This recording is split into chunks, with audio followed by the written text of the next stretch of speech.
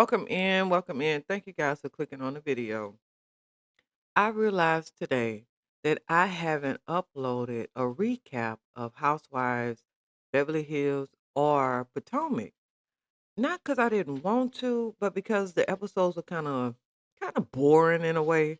So it was completely pointless. I mean, you know what I mean? I could have did like a 5, 10 minute recap, but like why? It was just other stuff worthwhile to talk about. So that's what I focused on, right? But today, we are going to recap on Traitors, Potomac, Housewives, and Married to Medicine because it's enough. It's enough. It's time to go ahead on and download this information. Now, look, we're gonna first start with Traitors because um, I don't think I ever really talked about it on here. So that way we could just go and get that out the way because it was so much going on with the Real Housewives of Beverly Hills and then Potomac and Child Married to Medicine was a whole different story. So with Traders, it was two episodes. It was episode 4 and 5.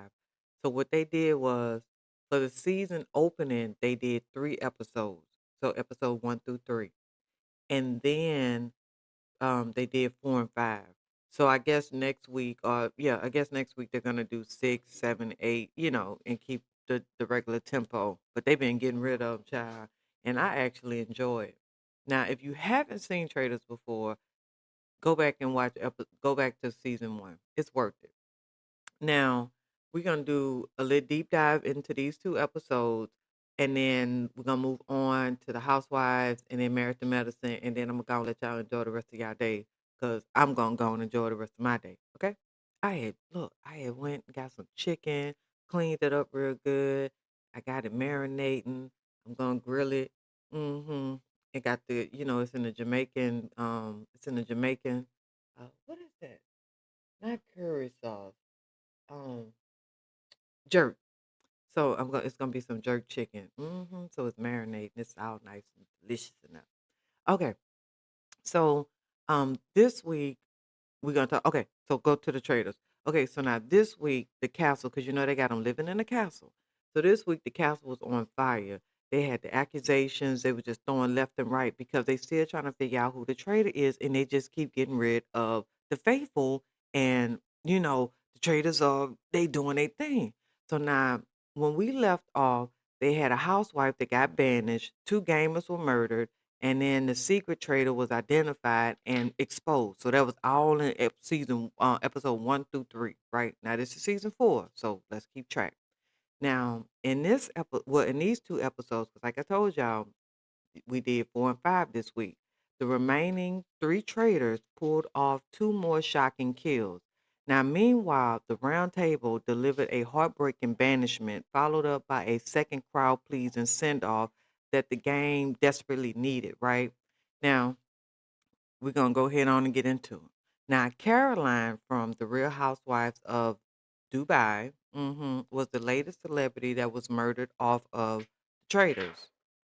Now, when we left off of episode 3, the cliffhanger, it was Caroline tied up to a tree along with Ron, Eric, and Kristen. Now, the trio of traitors decided to pick off Caroline in this season's, first face to face murder. When she realized she had been killed by 2 fellow housewives, the look on her face, I mean, it was priceless, child. Cause they had this whole thing where they were like, "Hey, look, we're not going to kill another housewife. We're not going to do it." Hold on one second.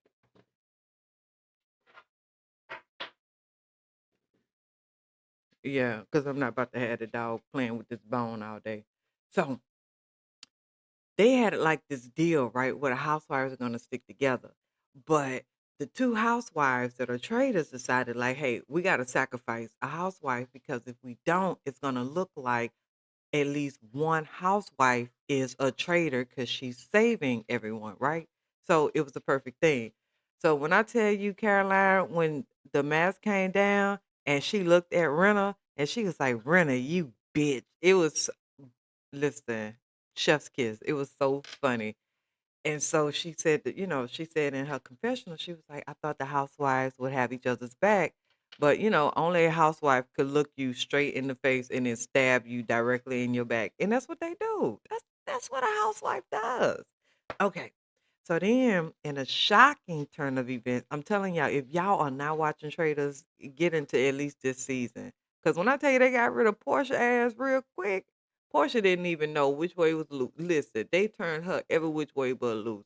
This game is a mind game. Portia wasn't ready for it. That's why she was gone within the first, what, like 10, 15 minutes? Like, yeah. Now, what was shocking was when they got rid of Tiffany. Now, if y'all don't remember Tiffany, Tiffany was from from Big Brother. She was the third player that was banished, this season, right? So she was on there, because she wanted to pay for her son's college or whatnot, right? And I get it. You got your sad story, but baby, we all on here to get this 250K. Okay. So I know you want to take this money and help your child pay off they student loan or whatever, but I want to take this money and I don't know, pay my house off. I might have other things. You get what I'm saying? Everybody got their reason why they own them. Now things came crashing down on Tiffany very quickly in this episode. It all started with Carlton, right? Who felt fueled by his successful takedown of Donna. hmm Now, he's giving Pete the pilot energy, aggressively going after people and rallying a team of faithfuls behind him. And it's possible. Now, if y'all don't know who Donna is Travis and Kelsey, what Travis and what's the dude that's dating Taylor Swift? Whatever. But that's their mom. So her name Donna Kelsey. So she was on the show. And very sweet lady, but yeah, she didn't last long. We got rid of her too. Now, Colton led the charge against Tiffany throughout the entire episode, but it was Eric who put, the final nail in the coffin at the round table. After surviving the face to face murder the night before, he claimed that he had heard from a traitor like sounded like Tiffany. Like he said he heard like a little laughter or something like that, and he thought it was Tiffany. And he was like, I'm a musician and I have this pitch perfect ear, you know what I mean? So he was just really putting that on. With that evidence, Tiffany was overwhelmingly voted out. It was a tearful goodbye for another gamer and a humiliation mess up for it was humiliating for Eric because she was a faithful. So now everyone's looking at him and Colton because you get what I'm saying? Because Colton, he had put it up for even though he had, put Donna on there, it's just the fact that people don't like when you got too much control over certain people because now it's like, okay, you're like a henchman. Because that's why he got rid of I mean, not Donna. That's why he got rid of Tiffany because he looked at Tiffany like she was too strong of a player, which she was gonna become too strong of a player. So I'm not knocking him getting rid of her, but at the end of the day, it's a cold, cold game. Now, I do want to say that, in episode 5, Monet exchanged from the RuPaul drag show. She was murdered. So if you're a fan of her, she don't last long, baby. She's out of there by episode 5. Now, you've got to give her credit. This is the furthest anyone from a drag race has ever made it on this show. But her good instincts in the game were ultimately, that's what actually got her killed, right? During the mission early in the day, Monet threw out Lisa's name as a potential traitor. And when that informant made it's, because he was talking to Candace. So when that little old informant made it back to back to the traders meeting, she had no choice but to tell Renner, and they had no choice but to take Monet out the game. Now the traders didn't want to do it, but they had to, but Monet took it on the chin and I think she said something like, I'm going to hunt these walls, mark my words or whatever the case may be. Isn't it kind of scary? But it's cute. I can dig it. Can you dig it? I can dig it. And then, and I want to say thank you, Red Pool, for the diamonds. I appreciate it. I really do. I appreciate it.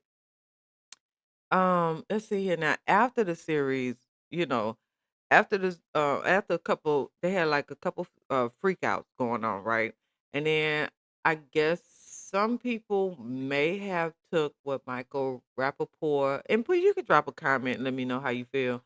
But if you saw what Michael Rappaport had made somewhat like of a homophobic comment or like dig, And I don't know, cause he was like, you know how Michael Rappaport comes. You know how some people just come off a certain way and they're really not that way, but they they just so comfortable. And I just don't know how, cause I don't know him personally. I mean, if you know him personally, drop a, let me know. But yeah, he made a comment that kind of just rubbed everybody at that round table live wrong. And I even kind of looked back at the camera like, what the hell? And I was like, what did he say? And so he had to kind of backtrack it. But of course, his abrasive behavior put him on everyone's radar early in the game. But he crossed a clear line this episode at the round table when he made a remark about Colton that seemed to target his, coming out story. So let me see if I think I put that. Hold on. Let me see here. Because I think I had put that because I wanted y'all to hear it. Ba, ba, ba, ba, ba, ba, ba, ba. Okay, okay. So yeah, take a listen to this. Oh wait, no, I got the audio. I know I got the video for y'all. Ow. Okay, let me put this on mute real quick, and then let me let you guys see this. So if you ain't looking at just look at the computer, your phone. Hurry up. Okay. Nobody in this room would be better at holding a secret than you. There it is. There it is. You're a traitor. You think it was fun for 29 years of my life? Oh, no. It has nothing to do with it. I think you came into this game loving the idea of being a traitor. You said because I held a secret for 29 years, I didn't say you held a secret for 29 years. You insinuated it. You're a traitor. You can't blame somebody being forced into a closet for the majority of their I'm not life. talking about closets. That's what we took it as, or I took it as anyway. What did you mean by that? You should His clarify. behavior is of a traitor. His behavior is secretive, it's conniving, it's chirping, it's commiserating, it's cowardly. Very low blow. I don't think it was. It was. Well, you're wrong. It wasn't intended to be. Well, it was. Michael, he took it that way. I apologize if you took it that way. No, we get to take it out. Take it however you want. Nobody in this room. I mean, how y'all took it? I don't know if I took it like he was trying to bash him, but again, you know, Michael Rappaport just come off so unlikable in this show. You know what I mean? And I wanted to like him, but he just come off so unlikable. I mean, he's just so mean, you know? I don't know. And he kind of calms down, he kind of calmed down throughout the episode. However, because of his attitude in the first four episodes, they got rid of him on this episode because, they just felt like, hey. So, y'all heard what he said. No one in this room will be able to hold a better secret than you. Obviously, this type of behavior is completely on brand for this man, right? Now, we all knew it was only a matter of time before he said something problematic. So, if they lose the Emmy this year, they're going to blame him.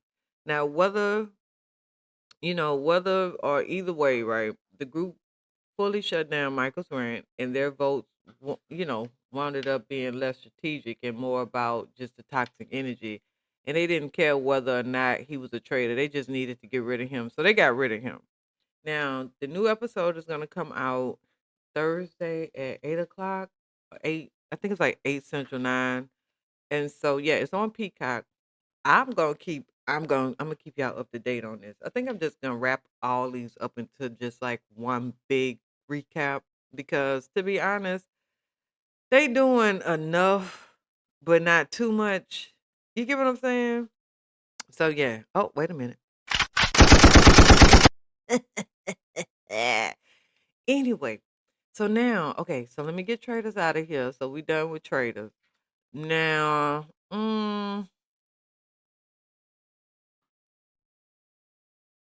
all right. So let's move on over to let's do Housewives of Potomac. Yeah, let's do Housewives of Potomac and we could get them out the way real quick because The girls are boring. And then the fact that we know that Wendy got all these legal situations going on. And she didn't have that while they were filming. So it's just seeing that and her being just so judgmental. It's just coming off so tacky. You get what I'm saying? Because it's like, ma'am, like, little did you know, or what is that when they have the little thing up and it's just like, little did she know in 5 months she would be arrested for wire fraud and bankruptcy and blah blah blah. You get what I'm saying? Like, girl, stop. And so, yeah, and then I didn't even recap on this last week or the week before because it was just boring. But let's just go ahead on and grab a cowboy hat and prepare for the altitude, right? Now we're recapping the latest episode of the Potomac Housewives, and this Colorado cast trip is already on a crash course for disaster. Now, last week, Angel kicked things off on a confusing note when she brought up, she okay, so this what happened. So while okay, let me get comfortable because child, the boots, right. So Angel had brought the ladies to a remote Airbnb an hour away from her home. Okay. She's been telling them about this home, how beautiful it is, this, that, and the third. It's luxurious, award winning, and yet she got them an Airbnb an hour away. Right. She then threatened to put the entire trip on ice when Giselle and Ashley claimed they had more tea about her family's eviction from Potomac. Now, I don't know where y'all stand at with this whole her being evicted from Potomac, that house, or not. But if I have an Airbnb and it's for, I don't know, 3 months, right? And I go to extend that past that 3 months, to maybe 3 months and 10 days or whatever the case. But it's past what I originally signed up for. And the owner informs me that it's already booked. So I have to vacate. That is what I consider um it's an eviction. You gotta go. You gotta go. You gotta go. I don't care where you go, but you gotta go, right? So, yeah, this is what we start off at. Now, on the Housewives, this is episode 14, and they called it High and Dry.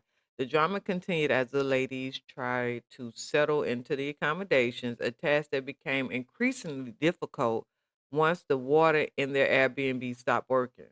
I mean, it was just I got some clips for y'all. I do. I have some clips for y'all. Now, the Colorado trip continued to spiral out of control with over half of the cast stuck in a barely habitable Airbnb. This trip is logistically complicated, mentally exhausting, and the high altitude was only making things worse. With every passing moment, things seemed to get worse. I'm not joking. So by the end of the episode, Giselle was ready to take matters into her own hands. And it's no lie. Now, that trip that Giselle had planned, it was beautiful. You remember when they went out there to Nevis? Mm-hmm. Now, when we was last, okay, so what we ended up at last week. Okay, so Angel had warned that she'd shut down the whole cash trip unless Ashley and Giselle, spilled the tea about what they had heard about the whole eviction from the house out there in Potomac. Although it seemed like we were in store for a messy reveal, the tea wound up being somewhat we had already heard, right? Wendy claimed she heard from a relative friend that Angel wanted help finding a house on a very limited budget. Very, very limited. I don't even know what she was. Just the number was ridiculous. $1,000 for anything in Potomac is ridiculous.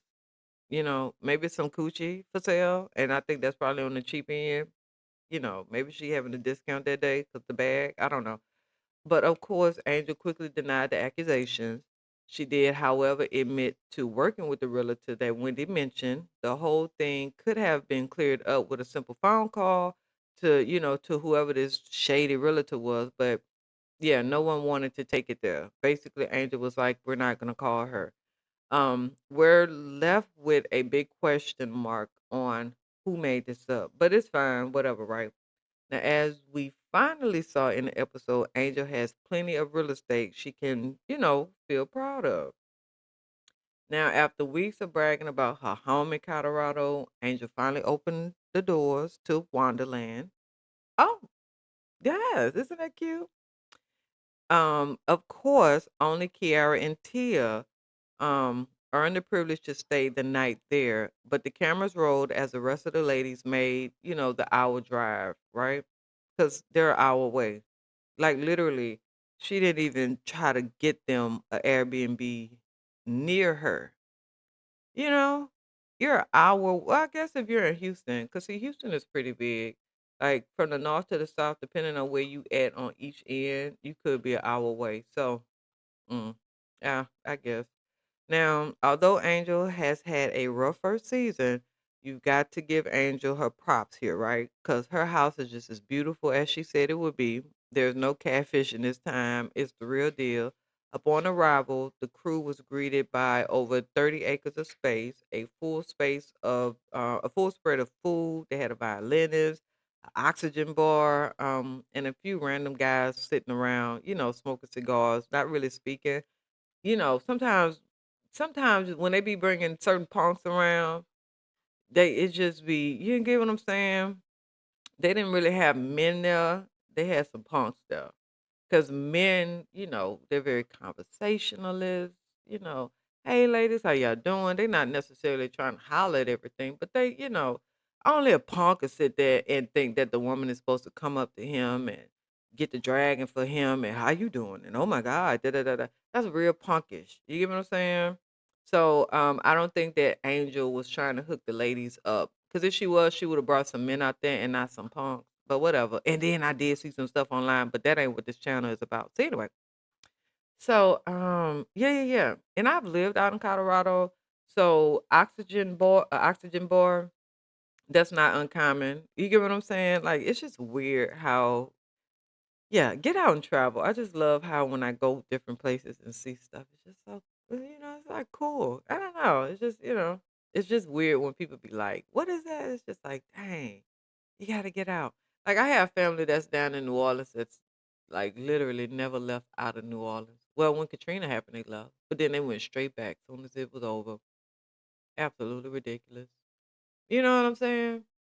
People who think if they go from Louisiana to Texas, they done been around the world. You know what I mean? It's like you just went one state over.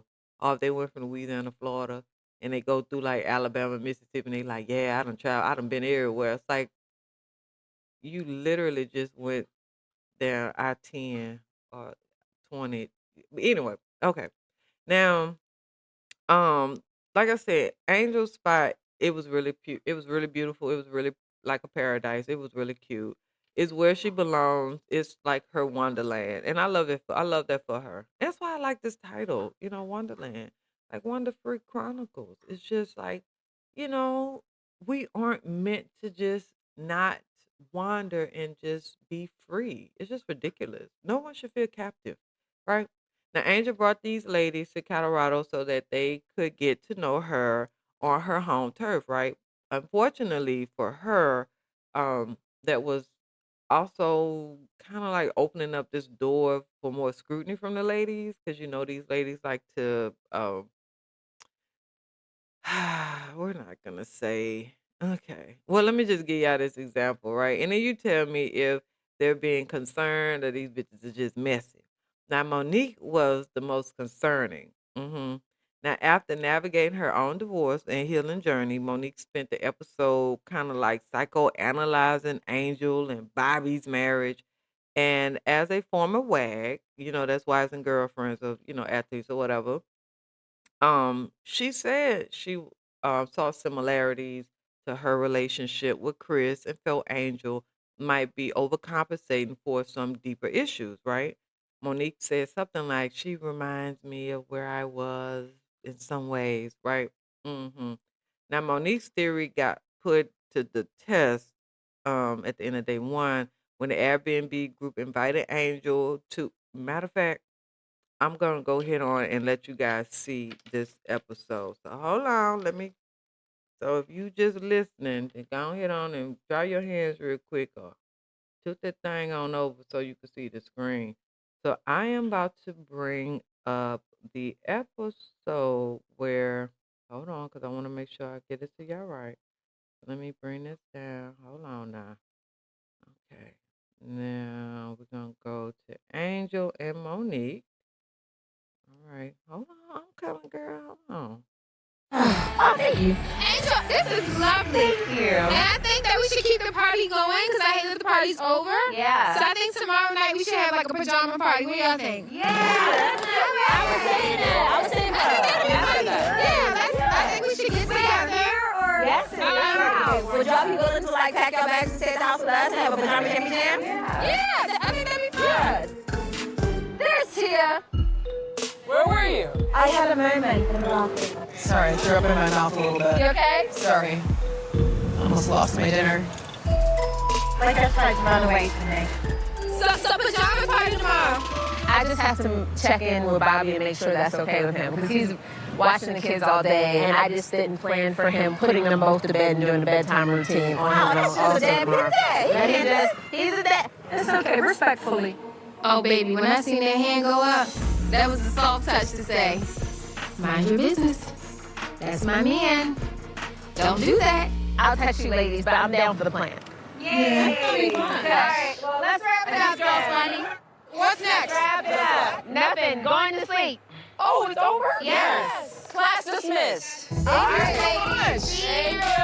This is the part where we get kicked out and go back to our quarters. Ain't no after party or nothing. Ain't no midnight snack.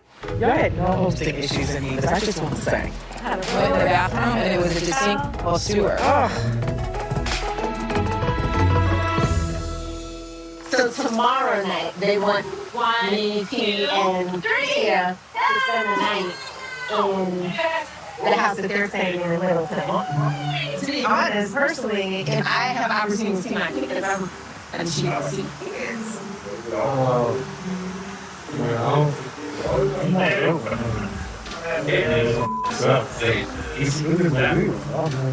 Do you want to go? No, what do you mean? I am still a breastfeeding mother. My plan was always to enjoy my time with the ladies during the day and sometimes some activities at night. I know. Yeah, I'm going to ask. I know, it's not an knockdown. Well, that was a good time. I feel like, It was better than you expected, Giselle. Not really. It's about the same. So she'd have to ask Bobby to like stay with us? That was a little weird. Bobby is her security blanket. When she doesn't want to do something? Yeah. So she doesn't want to come to the house and stay at night. You know, I love Stacy. I had to cut that off. I had forgot. You know, on YouTube, they be tripping. Oh, okay, let me get back to it. I think she's hedging to see how it's going to go tomorrow, and then conveniently, Bobby's not going to want to be with children tomorrow night if she doesn't have a good time tomorrow. Oh, thank you. Angel, this is lovely. Thank you. And I think that we should. All right. Okay. So now that we got that out the way, I also want you guys. Okay, so let me run this down with Tia real quick, and then I got 2 more episodes I want to show you. Not 2 more episodes, but two. I want to show you guys a sneak peek of the future. Okay. Now, although Angel echoed, these healing vibes or whatever, right, and this whole mindfulness and all that, we must forget that this is a Real Housewives. And if they're sitting around a dinner table, things are going to be a little bit of conflict. It's going to be some conflict going on, especially with the meal. They always doing something. Now, Stacey and Tia stepped up to the plate at Angel's Wonderland welcoming dinner. And then Stacey has like this had a break from the hosting seat for a few weeks, and she and Tia have had this lingering tension since the shallow event. So Tia still hasn't recovered from getting back, getting kicked out of the dispensary, and Stacey hasn't forgiven her for what she feels like is betrayal. Now, according to Stacey, Tia lacks a backbone because of how she suddenly flipped on her. Now, Tia hit back with the argument we've all heard a million times this season. She accused Stacey of being a liar. She tried to prove her point by bringing up what happened with Chris and the unsolved mystery of someone leaking information to him. But obviously, that's a Monique, that's a Monique fight. And she weighed in with support for Stacey or whatever, which is crazy. But at the end of the day, Stacey's back with her husband. So what are we talking about here? Even if she did go out on a date with Chris, if nothing came, I done been out on a date with a guy once and nothing came about it. Like, come on now, what we went out to eat. And it was nothing, and he was a nice guy, but I don't have anything bad to say about him. But damn, I must go to bed with him. Come on now, really? So, yeah, so Monique showed her support and she made it clear that they've squashed that beef and she wasn't holding any hard feelings. And there's still a question around the who leaked that information to Chris, but Monique is choosing to believe that it wasn't Stacy. Either way, Monique explained that the Chris of it all was actually a much bigger issue. She said she had his lawyers sending threatening letters warning her that he wouldn't hesitate to sue her for defamation. So at this point, it's probably best that everyone keeps this man's name out of their mouths, right? He's not on the show. So leave him, he's not on the show. Move on. Now, obviously, Giselle was never happy with the accommodations for this trip, but it turned out there were much bigger problems than the twin size beds that she and Ashley had.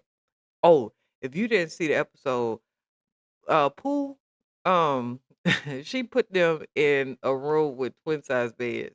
Now, she left, I think she gave Monique a room that had like 2 rooms. I'm talking about it was like a little old apartment. I'm talking about kitchen bed and everything in there, just cute.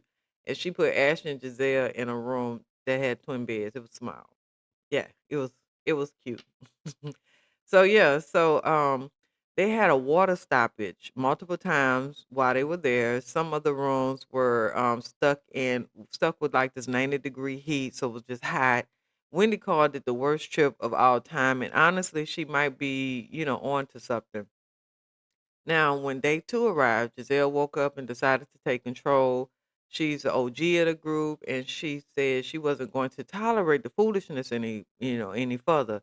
She immediately started looking for accommodations elsewhere, and anywhere would be better than, the Airbnb that they were in. It was horrible.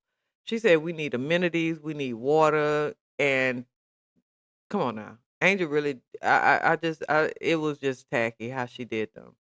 Now, when word got back to Wanderland that the ladies were having some, so many issues or whatnot, Angel started to get nervous. The last thing this woman needs is another reason for Giselle to drag her.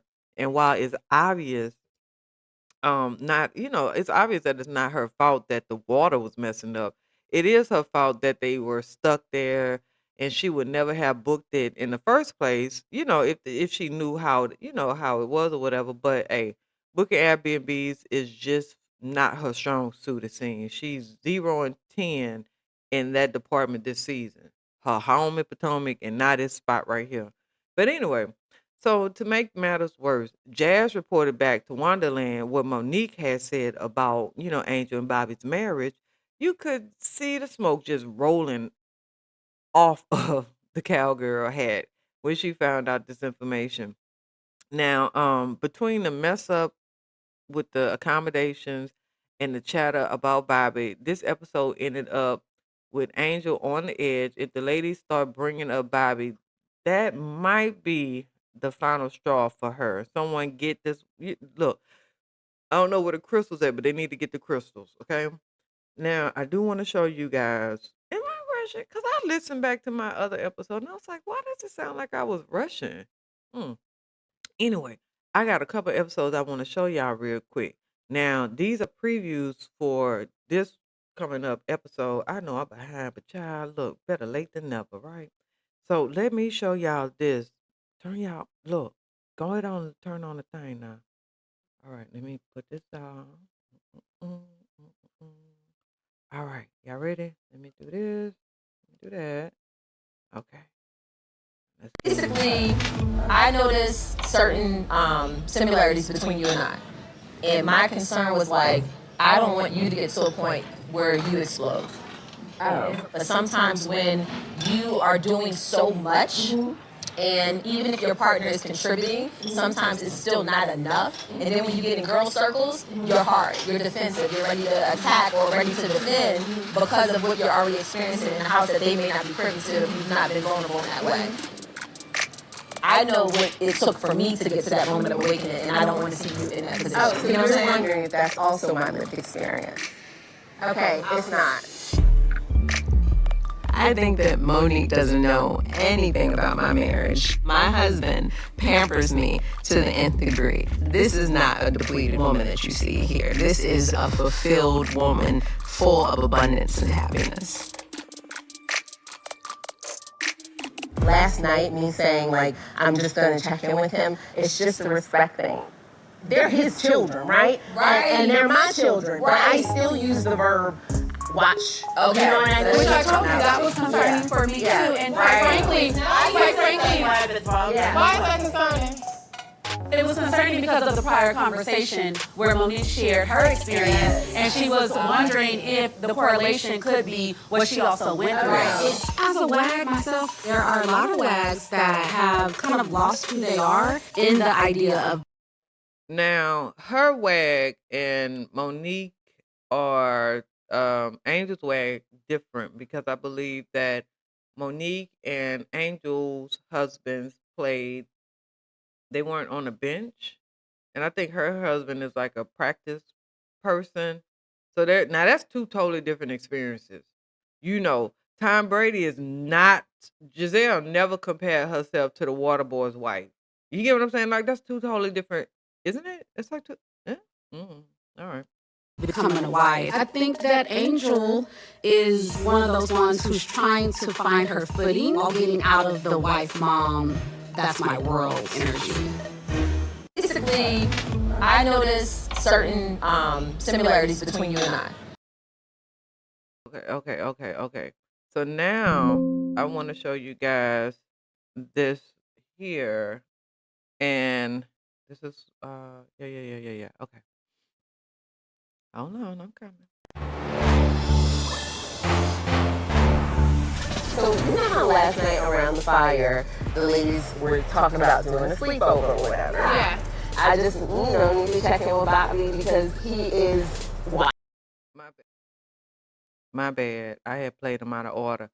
So what I just showed you guys was when they were talking at the table, but Monique wanted to address Angel, but oh girl, Jazz went back and ran her mouth, and this is them talking in the car. Yes, dads watch their kids. I watch my kids. Would y'all be willing to stay at the house with us? I just have to check with Bobby to make sure that's okay with him. He can handle it. He's a dad. When he was like watching, he's a father. Do not shift your experiences onto me. That's not the time or place. You're crossing the boundary. You don't know me like that. Yeah. These ladies make it their business to make everything their business, and they thrive off of misinformation and making assumptions and jumping to conclusions. So this just tracks. If I let them in on my relationship with Bobby, which is sparkling and wonderful, they better consider it a privilege. When you have kids and you have your two beautiful blessings in your boys, Yes. you are going to learn that's like the easiest excuse. You know, I don't know. I set the babysitters up in our realms. Okay? I know. I just don't know if I'm really believing the whole Bobby can't take care of the kids for one night. She said she would have to talk to Bobby. No, you have to talk to yourself and feel like you feel like him. Do you want to do that? No, I'm just. Oh, I think I played the same episode twice. Oh, okay. Anyway, so yeah, I don't know how I feel about Angel. Like, she's just starting off, just seeming very desperate to be on this show, and I'm damn near kind of over her. Maybe she needs to be on Housewives of Colorado Springs or something. I don't know. I mean, what y'all think? I mean, do y'all give a damn? Drop a comment, let me know. I'm serious. Drop a comment, let me know. Um, Now, yeah. So y'all know Housewives, they're gonna be airing Sunday. So today. So I'll do a recap on this after I watch Traitors and all that because I want to make sure that I put all these together. So this would be like my Sunday thing. So yeah. So who else we got on this chopping block? Okay, now we're gonna move on over here to the Housewives of Beverly Hills. Now, them my bitches right there. I love them hoes. I hope that wasn't offensive, but I do love these ladies. So don't take what I said as though I'm being disrespectful to them. I really do love these chicks. And I enjoy Jennifer Tilly. And I don't know what to say, but Miss Sutton Brown, she is 0 for 3, was 0 for 3 with me. Because you got Gisette Garcelle done stopped talking to her, and her assistant stopped talking to her, even though she fired him, and he didn't even know what was going on. And now you treating Jennifer Tilly like she's nothing. Oh, I don't know what to do. But I got this funny. Okay, so I got a couple clips that I want to show you guys from this episode, the after show, and the sneak peek for Real Housewives of Beverly Hills. So I want to welcome y'all in, and I am going to be discussing season 15, episode 5, and it's the last time that Dorit decides that she should talk to Kyle's estranged husband. Um, well, okay, she's on the fence, and I think it's because Kyle is pushing her that way. Because Kyle doesn't really want to be in the middle, but she does, right? And so Derek has decided that she should talk to Mauricio. And I don't know how I feel about that. I don't know. Because I think that with Kyle filming with him just for the little clip that was seen, I think that that was just so damaging to Derek. I do. I think that that was very damaging, and her talking to Mauricio about PK is just I don't like it. I don't like it at all. Like Mauricio just trying to don't he have something else? Isn't he filming something on Netflix? Don't he got something else going on? And oh God, not and look, and Erica opened up about her new romance. You know how she's dating that guy. I can't remember his name, but it'll come to me anyway. So this episode it was called "Not Feeling the Healing," right? And okay, so y'all know that they went on this Sedona trip. So that's where we're at. We're picking up at, right? With some of the ladies, they're doing this hiking for this vortex, while the other ones decide to go shopping. And if you know, you know who went shopping and who decided to go hiking to look for a vortex. Now, I will say that hiking to go look for a vortex that could pull you into another realm that maybe could kill you or you could be highly I don't know. I don't know what I want to do. Do you like this world enough to where you don't want to go step into like think about it. If you went, you know what? Okay, cuz y'all not ready for this conversation. All I'm saying is I don't know is if a vortex was true, would I step into it? You get what I'm saying? Like, I don't know if I want do I want I don't know what's on the other side. And I don't know if that fear, you get what I'm saying? Like, I don't know. Would I step into the other side? Oh, yeah, I don't know. Okay, okay. Anyway, so so like I said, so some of the ladies decided to go hiking, and then some of the other ladies decided to go shopping. While Amanda spilled some information about Sutton's former assistant Abe, and Sutton wasn't pleased about that at all. In at the end, both Erica and Sutton were suspicious about Amanda's motives. I don't necessarily understand what Amanda got going on because she is just real messy. And I'm talking about messy, messy, messy. Wait a minute. Damn, I didn't even put that up there. Okay, let me let this. I'm gonna let it play so y'all can hear it. Okay, hold on. In church it. Here we Wait a go. minute. Hold on. Wait a minute. Wait a minute. Okay. Okay. Wait a minute. Hold on. Wait a minute. Let me get to. Wait a minute. You know what? No, because this is not them going back. Let me see. This da da da. Okay, so the ladies. So what happened was, old girl decided that. Okay, well, let me just go ahead and tell y'all. All right. So now they prep to go on this hike to this vortex. Now, according to Sutton, the Sedonia has like this vortex energy hub, and she was hoping that the vortex would energize the cast or whatnot, right? Now, Jennifer continued to wonder about the vortex, like, what is the vortex? Am I going to have revelations? She commented in her confessional, am I going to vomit and collapse? But long as she looked fabulous and she was good to go, right? So Amanda announced that she was equipped with like the sunscreen in her Chanel bag, and it just annoyed Sutton. It was a cute Chanel backpack, right? And so Sutton was like, if you're going to wear Chanel, Chanel Couture is just so good. Backpack, ill. But the backpack was cute. You get what I'm saying? And she said it in her confessional. She just hating. Because Sutton even, it was another episode. And the way Sutton was like, and, she's young or youthful. And it was like, bitch, are you mad that this girl is young? Girl, calm down. Oh, excuse me. So anyway.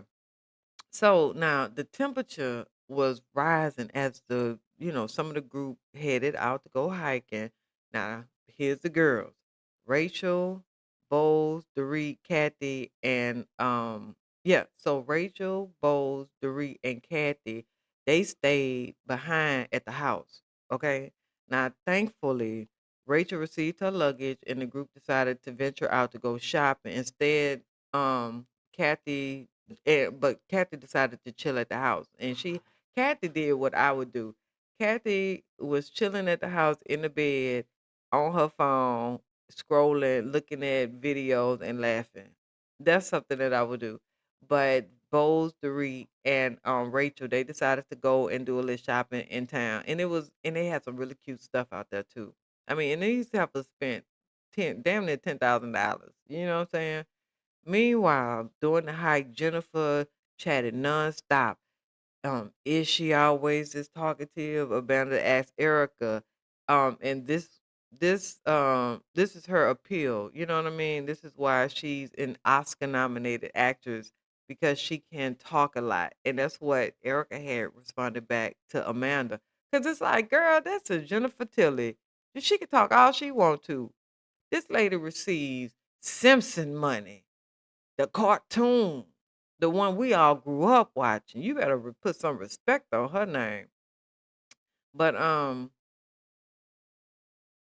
it also in Erica's confessional, she made a comment, was like, I mean, she said something like, I mean, not to be rude, I know she's a millennial and everything, but does Amanda even know who Jennifer Tilly is? You get what I'm saying? Like, this lady is legendary. You better stop playing with her. Now, finally, after panting and crawling her way up to the top, Jennifer made it. However, Erica was not impressed by the views or the vortex. And she was like, I'd rather be eating a bunch of mushrooms and feel something. It's the same stuff. Okay. So hold on. Let me show y'all this video of Jennifer Tilly cutting up. And I mean, she was cutting up. Hold on. Y'all ready? Hold on. Look at this.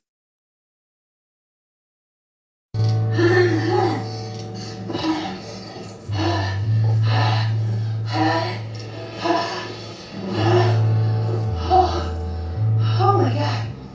Oh my God. Oh my God. We're getting so.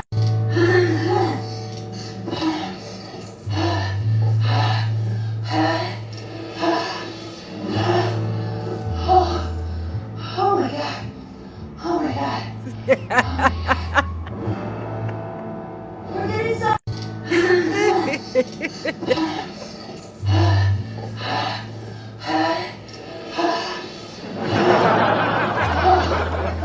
Oh my God.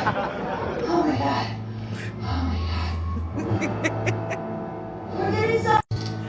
She the only one that was scratching and clawing to get upside that mountain, y'all. Y'all not understanding how that is so funny. Oh my God. If you are not laughing at that, you have lost your humor, sir. You have lost it. That lady was crowd, and the thing is, she was leading the pack the whole walk. Oh, blah, blah, blah, blah, just talking and walking, walking and talking. And then, yeah. Now, meanwhile, Kyle told Erica that Dorit was taking her frustrations out on her, and Erica advised, I think that maybe you leave the whole PK thing alone. However, Mauricio told Kyle that what PK is saying is the polar opposite of, Dorit's narrative. Um, in a FaceTime chat, Mauricio told Kyle, I've seen things between him and Dorit, and it appears that she's been blocking his ability to see the kids, and I believe that. Then Amanda consulted Kyle about Sutton. According to Amanda, her friend was out and chatted with the man who knew Sutton. And when her friend mentioned that Amanda knew Sutton, AV allegedly said, tell Amanda to call me and I'll spill all the real dirt on Sutton. And Kyle suggested that Amanda let Sutton know that AV was running his mouth. Of course, Sutton um, was being evasive about why she fired AV. Later, Kathy was busy making dinner as the ladies, trickled in one by one. However, Sutton was missing, and Amanda pointed out that the hostess was planning to make the chicken. It's 11 o'clock at night, and she was like, the bee, like, what the hell? So Kyle told Sutton when she finally arrived, these diamonds were hungry. And Sutton just seemed like she was just like, oh, well, what they hungry about? Now, when Sutton was grilling, Amanda, brought up the subject of Avie. After telling Sutton that AV asked her to call, he reportedly added, tell Amanda to hire me as her assistant. That will really piss her off. And in her confessional, Jennifer explained, I actually did talk to AV, and he sort of felt it was a temporary thing. He wasn't quite sure what happened. So that was kind of like a wild situation because we really didn't have, we didn't hear anything. You get what I'm saying? Like Sutton never talked about it. Avi never talked about it. So for Jennifer to say that, it's just like, oh, so Sutton just fired the man, didn't even tell him why. Now, naturally, Sutton thanked Amanda for telling her, but, she wasn't bothered or whatever. She said she wasn't bothered anyway. And then when the rest of the crew drifted to the patio and Amanda repeated the story, Bowles was like, well, why would AV want to say that? Then Sutton replied, I don't think that he would. I got to tell y'all, I don't like talking about this. And in her confessional, Sutton said, I'm not sure what AV's trying to do here. It's certainly not a good way to make friends with me. Now, the next morning, Amanda told Erica how Sutton called her out for, you know, complaining about, Sutton's tardiness. And Jennifer told her right when I, woke up that little Miss Thang Amanda had complained that I was late. Okay, Amanda, Sutton was saying. And Sutton got a real issue with that girl. It's kind of like you hate to be like, how can you hate somebody because they're younger than you because it's not their fault that they're younger than you? You get what I'm saying? Like, I can't hate a 20-year-old. It's not your. You get what I'm saying? They're gonna have some 60-year-olds that's hating. I don't. Why are you mad because I'm younger than you? I can't be mad because somebody's younger than me. That makes no damn sense. It's ridiculous, and I feel like Sutton is just mad that girl young. Like she just get annoyed from the girl breathing. Now, don't get me wrong. Now, don't get me wrong. Now, if you have watched the episode, drop a comment. But y'all see how that girl love how like she's one of them. Oh, I did this, I did that. Like it's just kind of like it's kind of real tacky. You get what I'm saying? Like she just want like these ladies, they breathe and live wealth, right? Kathy, Erica, we've seen all this. So we could tell that Amanda is new money because she just keeps talking about it. You get what I'm saying? Like, am I the only one that's seeing that? Because it's just like she just be talking about money. But anyway, so, as the ladies had, hopped in the cars and Erica was annoyed when Amanda made a business call. After shopping till they dropped, they headed to the airport for dinner. Yes, that's what Sutton had them eat at for dinner at the airport. Now, the cast had been disappointed by Sutton's less than glamorous choice for this vacation. Meanwhile, Sutton chose this restaurant because, she said it got a beautiful view. You get to see the planes coming in and out, right? Now, when Amanda asked if Sutton was angry at her, that morning, Sutton admitted that she was, kind of aggravated, a little agitated or whatever. But when Amanda tried to defend her comments about Sutton being late, noting that Sutton was preparing the main dish, Sutton fired back and was like, this seems really, kind of trite to her, and she felt like it was juvenile, and they were talking about, just them talking about being on time, and it's supposed to be a vacation and all this other stuff, right? Now, in addition, Sutton claimed that she wasn't upset about Avi, but Amanda felt that she was receiving a different type of energy when she mentioned him. um, Sutton stated that, I thought she knew exactly what she was doing. Don't use me to get attention, Missy.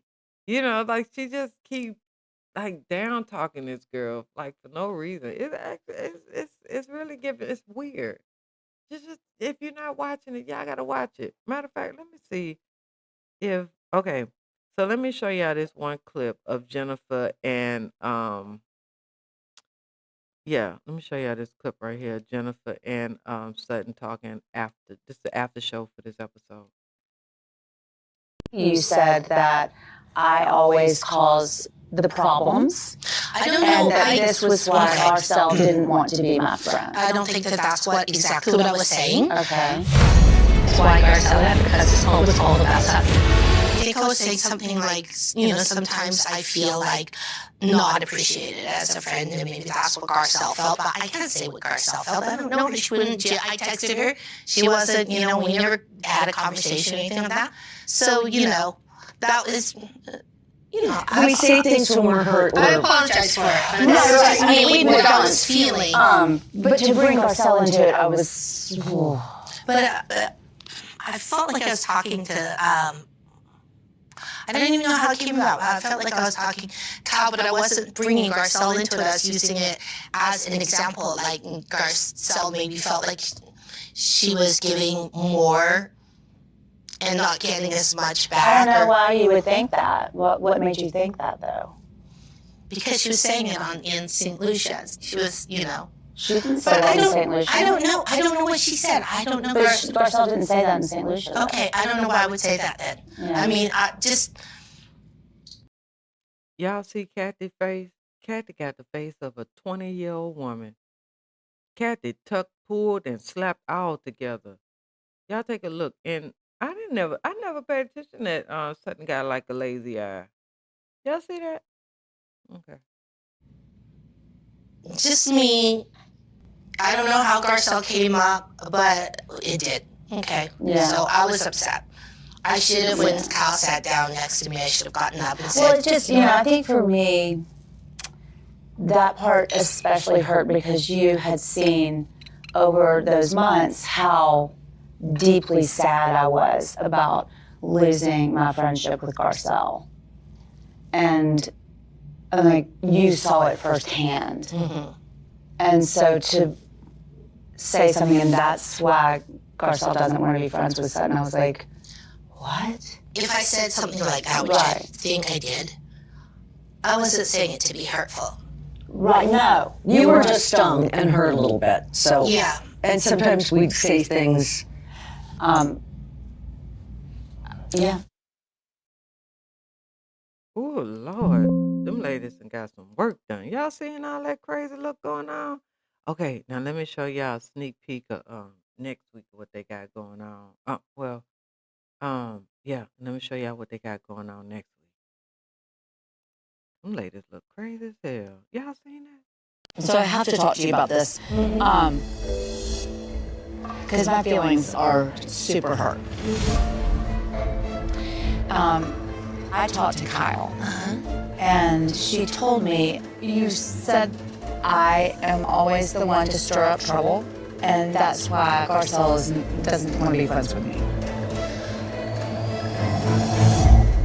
So I have to talk to you about this. Because my feelings are... Okay, well, I didn't take too much of a look at that because I be wanting to watch it with y'all. But okay, so they're going to address that in the episode, and we're gonna see how that go along throughout the season. But it's certain things that you just once you say it, you just can't take it back. And you know, at the end of the day, she meant it. She did. She meant it. She meant it. Okay. And so y'all know that the housewives, so that's basically where it left off at. So y'all know the housewives come on Thursday. So I do my recap and I'll upload it for today. Well, not today, but Sunday. And yeah, so let's see who else is next on the chop and block. Oh, Married to Medicine. Child, that man embarrassed Quad on this episode. Child, Quad was up there begging that man to stay. Now listen, now I ain't gonna never tell a woman not to beg for her man. Cause if you feel like you need to beg for him and borrow and cheat and steal and kill for your man, you need to do whatever. Cause I ain't gonna tell you not to. That's your man, right? Okay, whatever. But anyway, so we about to talk about season 12 of Married to Medicine. It's taking us. Well, yeah, it is. It's taking us on the emotional roller coaster. Last week, they had the Shady Father's Day text caused a blow up between Heavenly and Toya. Then the cast tried to regroup with the bag making class, and it took some wise words from Jackie to bring everyone back down to earth. And in this episode 6, All in the Family, a family reunion brought the ladies together once again for a day full of lighthearted fun, mac and cheese, and hope, mostly good vibes, right? Now, this week, Dr. Heavenly took a break from sending shady text messages to the group, and she planned a family reunion. Now, it was perfectly timed because she also included a new addition to her family. Meanwhile, Quad and King continue to, navigate the challenges of the IVF process, right?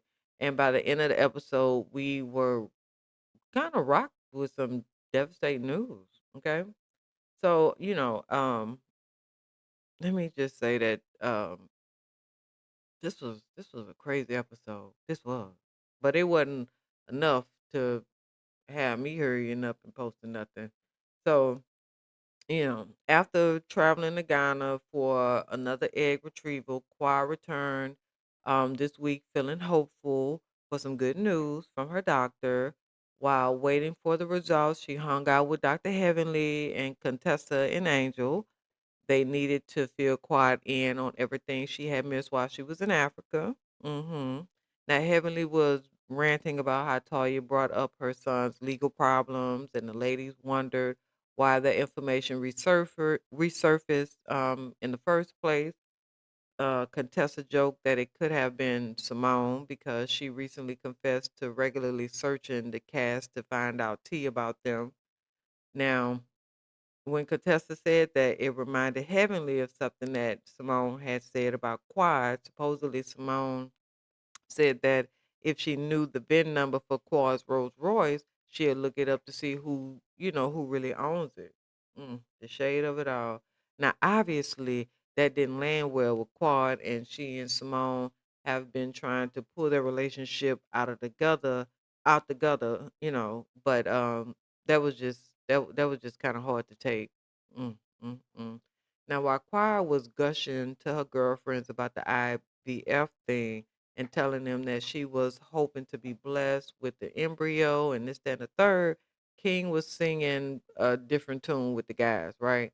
Now, fresh off the flight from Atlanta, he met up with the dudes, with the husbands over at the barbershop, and he vented about the pressures of the whole IVF process. You know what I'm saying? That it's been putting on him and his child, and just overall, right? He was just saying that he's sacrificing his own needs for the sake of quiet.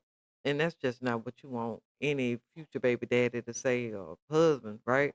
Now, with some encouragement from Eugene and Cecil, King faced the fact that he needed to be honest with Quiet. By the end of the episode, he wound up dropping the you know, truth bomb about, yeah, it's bad timing. Okay.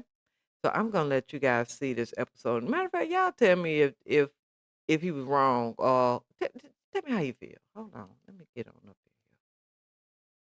You don't want to do this anymore? I'm not saying I don't want to do it, but let's be realistic also. I was okay with not having any more kids, but I decided to take this journey with you because I really just want to support you and do it for you. It's a very expensive process. We knew that. No, we knew it was expensive, but we thought we were going to get it done in one round. Well, how about I do this? I would possibly like to continue, and you don't have to spend another dime. And that right there, Your Honor, is where she effed up. What do you mean? The man is trying to tell you he don't even like, ladies. If a man says this is getting to the point where it don't even matter if he would have said, you know what, it doesn't. The fact that he's telling you I was comfortable with not having a kid or another kid, I'm only doing this for you. You get what I'm saying? And she's still not listening. But let's go ahead. It's not about that. That doesn't affect the hormones. That doesn't affect the travel time. I mean, when does it end? Is there a point where we say, okay, enough is enough? Let's be practical. Like, please, just don't do this to me. I've been through so much. I don't understand what she's crying for. The man is giving you an out. I mean, come on, Quad. You really gonna do this? You gonna make this man have a kid with you because you feeling that desperate? You done hijacked Sweet Tea's storyline. And everybody knows it. You done hijacked Sweet Tea's storyline. Did y'all hear about that blogger that got a whole bunch of other bloggers pissed off in the YouTube streets because she um went and put in for a request for the Candy and Todd situation, and it wasn't even like a something that she needed to put in, and she put it in, and now I didn't pay too much attention to it, but it sounded like the girl got a whole bunch of bloggers mad at her child. They were calling her all kind of names. They ain't say who she was because they don't want to give her no clout, but I was reading the comments and people were just like, yeah, she just be exaggerating her stories and she be lying and all kinds of stuff. And I was just like, oh my goodness, these people crazy. So yeah, yeah, I'm just gonna tell you what I see. I don't really have to add too much on to it because these people freaks anyway. Now, Dr. Heavenly isn't a full-time cast member this season. Y'all know that, right? And that's easy to forget considering how much, storyline she has been delivering. Now, from her political aspirations to her group chat antics, she's got a lot going on. Now, her latest update is even bigger because she announced that she has a brother. He's nice. Now, Heavenly has said in her confessional that there's a new man in my life. I have a brother. Heavenly explained that this brother of hers showed up at her office out of the blue and introduced himself. She had no idea that he even existed. And can you imagine how insane that must have felt for her to find out, you know what I mean, that in her 50s she got a brother. Now the cameras rolled as the newly discovered siblings sat for lunch and they talked about their family history. After doing some math, Heavenly realized that the only logical explanation was that, her father cheated on her mom. Now, I don't know if they did a DNA test yet, so they didn't talk about that, but this is the type of information that could change her entire worldview, because she thought that her dad was like a stand up guy and he was a deacon at the church, so, she was just kind of shocked. Now, however, Heavenly says that she sees this as a blessing and she continues to navigate the, estranged relationship she has with her son. Now, she's I guess she's kind of just developing this new connection, with the brother kind of replacing this whole son situation because she said she ain't talked to the boy in months. She don't even know where he at. And she was surprised even with her other son, she had said something like, did you talk to your brother? And he was like, yeah. And she was like shocked. Like she was really shocked. And I thought it was just so tacky of Toya to come there and like, where's your oldest son? Have you talked to him? You get what I'm saying? Like knowing that she's having such a hard time with him. So yeah, Toya's just so jealous because at the end of the day, if Toya has nothing without Eugene, you know what I mean? Like, okay, she's on this show, but that's really like her only check. But whatever. I mean, we watching. I don't mind her. She be dressing cute. Whatever. So yeah. But she got a family reunion on the calendar, so her brother, just scored the invite. You know what I mean? Like she wanted to do that to have everybody there. Choir brought her family plus a couple extra people. Now, when you think of a family reunion, you're probably thinking of a bunch of people from the same family coming together. Now, apparently, Dr. Heavenly had a different idea. Her family reunion brought together the families of the Married to Medicine cast, right? And she called it a physician's family reunion. hmm Now the whole cast showed up. All of them bringing, their extended families for the, day of fun. Now Heavenly was hoping that Damon Jr. would show up, and he didn't. And Toya tried to make, the little shady comment about his absence, but Heavenly quickly shut that down. And she was determined to make sure that, the day was positive and it stayed on like the good energy vibe, right? For the most part, anyway, right?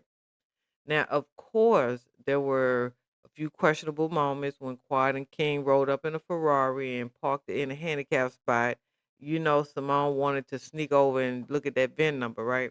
Now, the shady moment also centered around the mac and cheese cook-off. Now, it was supposed to be a battle for the best recipe, but Toya may or may not have rigged the vote so that her son would win.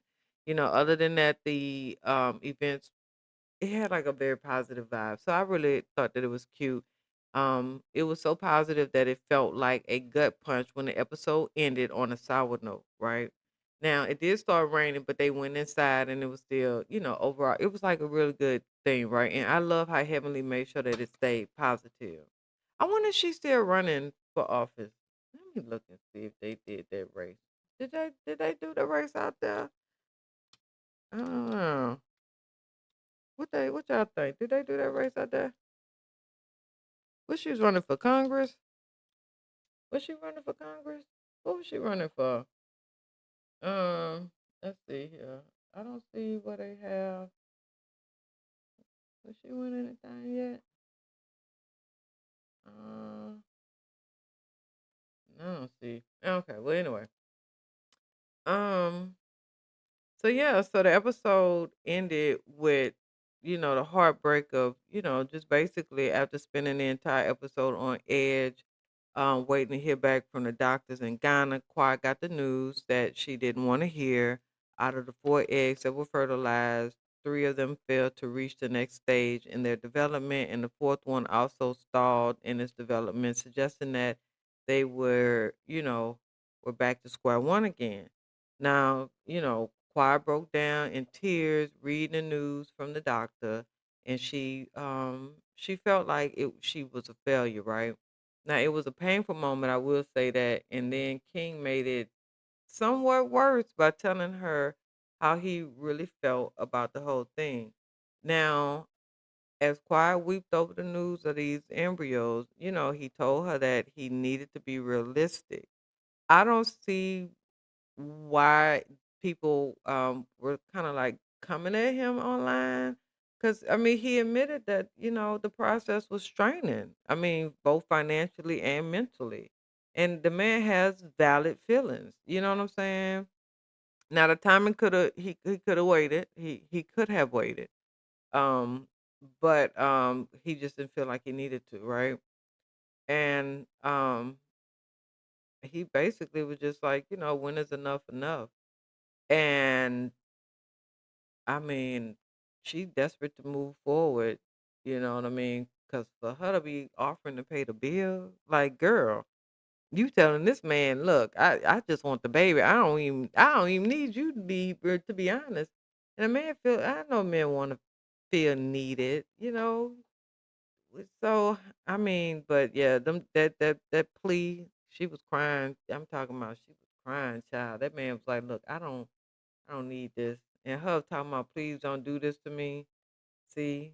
She just let her slip. What they say, you just let your slip show, baby. Because now we know you would beg that man to stay with you. Even if that man tell you, look, we breaking up, you begging that man to stay because you know stole Sweet Tea storyline. Now you can't get pregnant. Why don't you just adopt? Like I thought she wanted to. What's wrong with adopting? I mean, it's a lot of kids out here. Why not adopt? So yeah, yeah, I guess y'all see. They ain't really be talking about nothing on these. So yeah, Samaritan Medicine, y'all know it's gonna be airing tonight at 8, 9 o'clock. So I do my little recap and yeah, I see y'all on the flip side. Oh wait a minute, wait. Y'all make sure y'all hit the follow button. Hit the follow button. I always be forgetting to say hit the follow button. Hit the follow button. Before we close, shout out to my followers who hear this every time because you never know who's listening. I'm building a self-parting hair tool so you can part hair clean, straight, and perfectly with no extra hands needed, not even a mirror. Still in patent. I am meeting with manufacturers to scout out, those types of things, but it's real and it's coming. So when it drops, you heard it here first because I'm going to display it here first. So I want to thank you all so much for watching. Please like, comment, subscribe. If you wander with me, always remember consistency is key, and I'll be back with more. So until then, be easy. I know.